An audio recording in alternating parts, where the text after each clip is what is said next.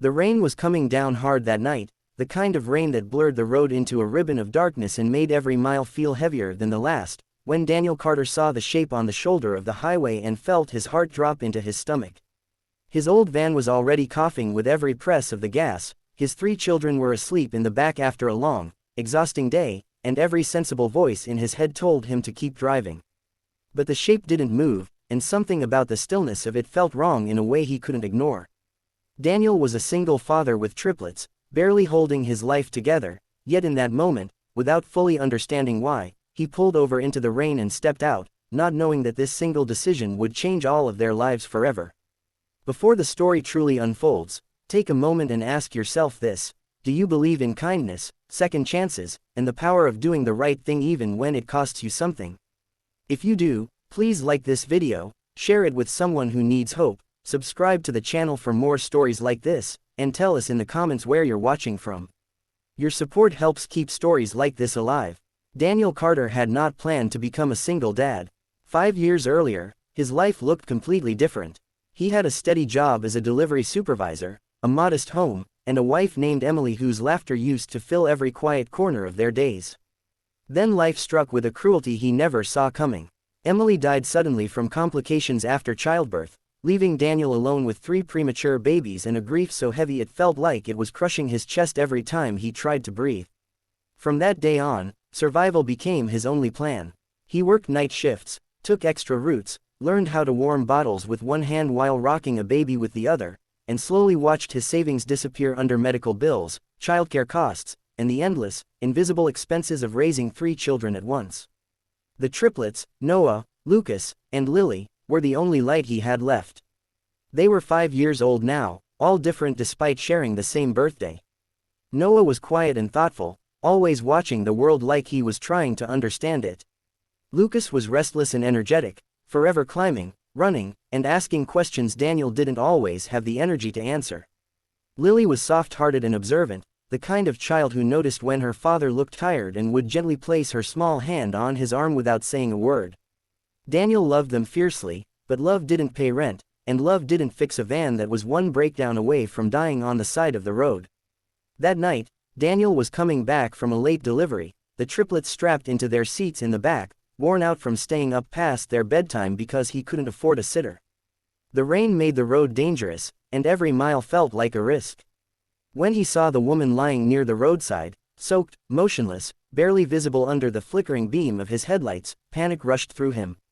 He thought about his kids, asleep and defenseless. He thought about being late, about the possibility of danger, about how little he had left to give. Then he thought about Emily, about the kind of person she was, and how she never walked past someone in need. That memory pushed him forward. The woman was pale, her clothes torn and muddy, her breathing so shallow that Daniel had to lean close just to see her chest rise.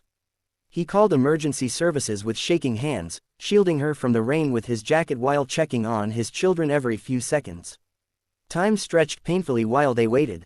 The triplets woke up, frightened by the storm and the strange stop, but Daniel kept them calm as best he could, his voice steady even as fear churned inside him.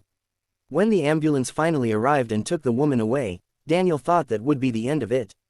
A hard night, a good deed, then back to the same struggling life. But it wasn't the end. It was the beginning. Days passed, and life returned to its familiar rhythm of exhaustion and quiet worry. Daniel didn't even tell anyone what happened. He had no energy for stories, no expectation of thanks.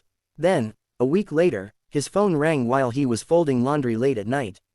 The call came from the hospital. The woman had survived. Her name was Margaret Wilson, and she had been unconscious for days after collapsing on the road due to a severe medical episode combined with dehydration. The nurse told Daniel that Margaret had been asking for him, insisting on finding the man who stopped and saved her life. Daniel didn't know what to say. He almost didn't go. He felt out of place in hospitals, surrounded by reminders of loss and fear. But something told him to visit, so the next afternoon he brought the triplets with him, their small hands gripping his as they walked through the sterile halls. Margaret was sitting up in bed when they entered, her face still pale but her eyes full of something warm and alive. She looked at Daniel like she was seeing a miracle standing in front of her, not a tired man with dark circles under his eyes and worn-out shoes. Margaret Wilson's life had been unraveling quietly before that night.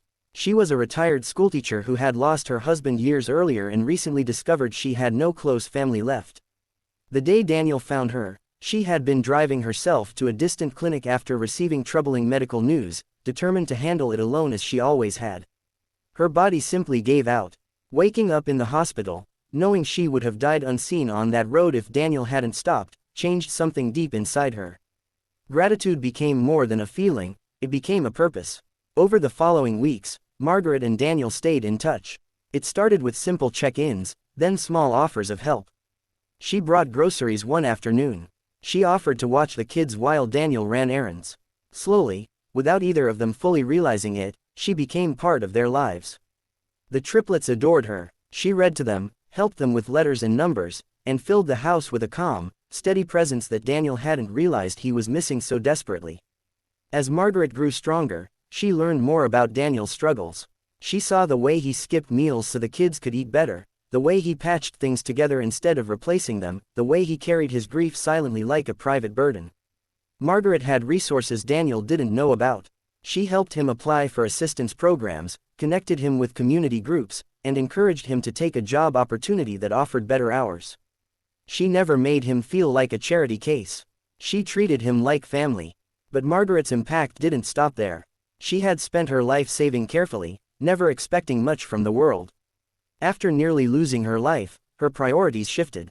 She funded an educational savings account for the triplets, insisting that it was an investment in the future that Daniel had already earned through his kindness. She helped him repair the van properly, eliminating the constant fear of being stranded. She even helped him turn his delivery experience into a small local logistics business, guiding him with the wisdom of someone who had spent decades believing in people.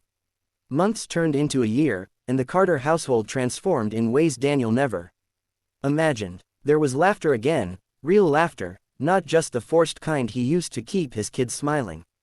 There was stability, hope, and a sense of belonging. Margaret wasn't replacing anyone, she was adding something new, something healing.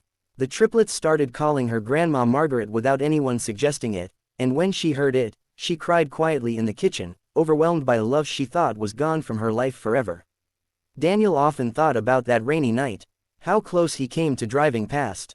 How easily fear and exhaustion could have silenced his better instincts. He realized that kindness doesn't always look heroic in the moment. Sometimes it looks like a tired man stopping on a dark road when he has every reason not to. Sometimes it looks like choosing compassion even when you're barely surviving yourself. As this story draws closer to its end, if you feel something stirring in your chest right now, if this journey of struggle, kindness, and unexpected family has touched your heart even a little, please take a moment to like this video, share it with someone who needs a reminder that good deeds matter, and subscribe to the channel. Your engagement helps these stories reach the people who need them most. Daniel's life didn't become perfect. There were still hard days, still moments when grief resurfaced, still challenges that tested his strength. But now he didn't face them alone. And Margaret, once forgotten on the side of a road, found herself surrounded by a family she never planned for but loved with all her heart. Their lives became proof that one small act of kindness can ripple outward in ways we may never fully understand. Before this story ends, we have one special request for you. Please comment below and tell us what this story made you feel, or share a moment in your own life when kindness changed everything for you. The rain that night could have washed away a life and left 3 children growing up without ever knowing how close their world came to breaking apart. Instead, it became the beginning of a new chapter written by compassion, courage, and the quiet power of stopping when it matters most.